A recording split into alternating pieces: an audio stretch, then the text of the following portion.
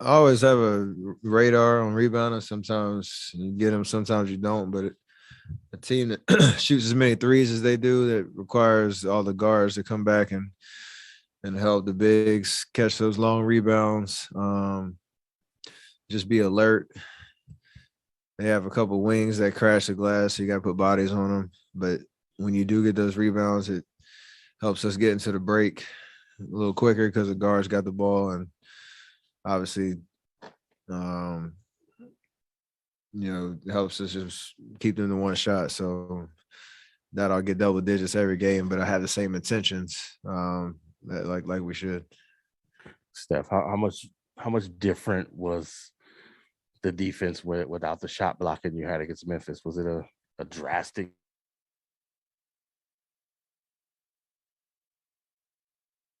compared to Game 6 of the last? To know, like Powell and Maxi Kleber are different than Steven Adams and Jared Jackson, but they still are a challenge in terms of you don't want to get into a crowd and you don't want to get in positions where you don't have any outlets. And for the most part, we we had a couple possessions in the third quarter where we got in trouble, but for the most part, we were pretty decisive on what we wanted to attack. And once you get into the paint, you do have a couple more options, but you just got to be assertive and decisive on what you're trying to do.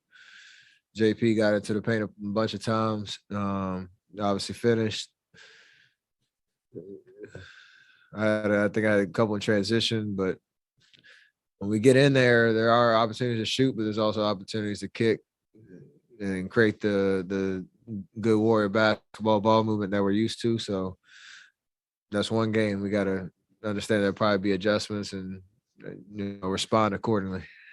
Wiggins was picking up Luka full court at times. You're a guy obviously that the defenses sometimes do that too. Does that annoy a ball handler when you got a guy kind of constantly up in you?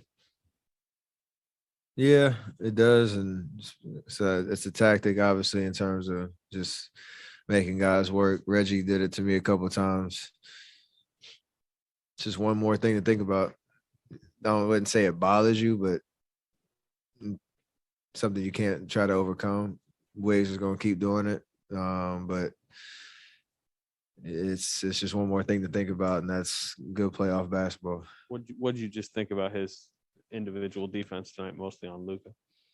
He took the challenge, and Luka's tough, man. Like he still finds a way to control possessions. You got to assume he'll shoot a little bit better, but Wiggs was relentless. Every possession he was out there on him, and that's all we really want. Like even if Luka has his numbers, you just want him at the end of the day feel like he had to work for everything he got and not give him anything easy. And we have to be able to help him on the backside, our rotations, and they want to try to bring me and JP into the pick and rolls. Communicate the Wiggs, let him know where it's coming from, and be on a string. But that point of attack, Wiggs was awesome, and he's showing what he's capable of on that end of the floor. Steph, there was a play in the third quarter. You got trapped in the corner. You had to throw kind of a tough pass, maybe kind of a wild pass out to Draymond. That's what I do, throw wild passes. that play could have gone a lot of different directions, but it ends in obviously a big three. How would you kind of just describe the way that unfolds and the read that you and Draymond have to make that happen, and obviously the difficulty of the pass itself? It was a long shot pass. I just told them in the locker room just a minute ago. I said when I threw it and I looked back and I saw it's not going anywhere near Loon, who I was trying to throw it to, and I saw Draymond save it.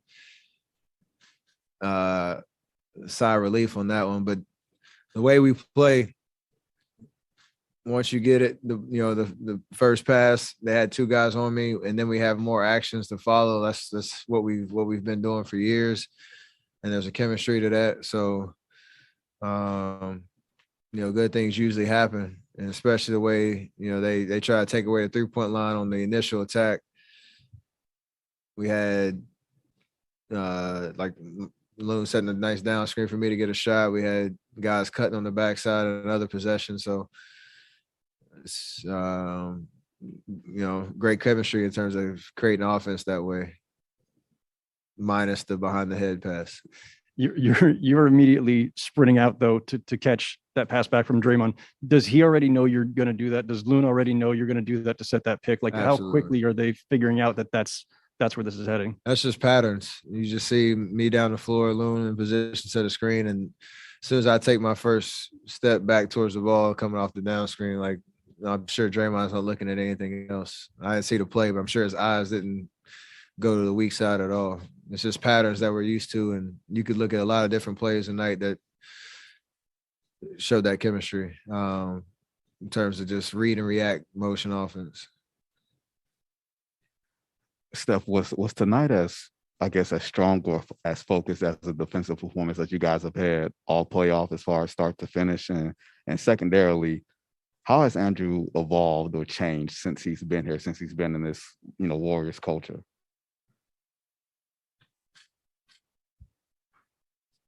I don't know how to compare the rest other games, other series, but obviously when you get to this stage, you do have to elevate your execution if you want to win, because the competition gets better, and Dallas is tough. So we did a good job with one game. We got to keep doing it over and over and over again. So however you grade the execution, we got to keep leveling up.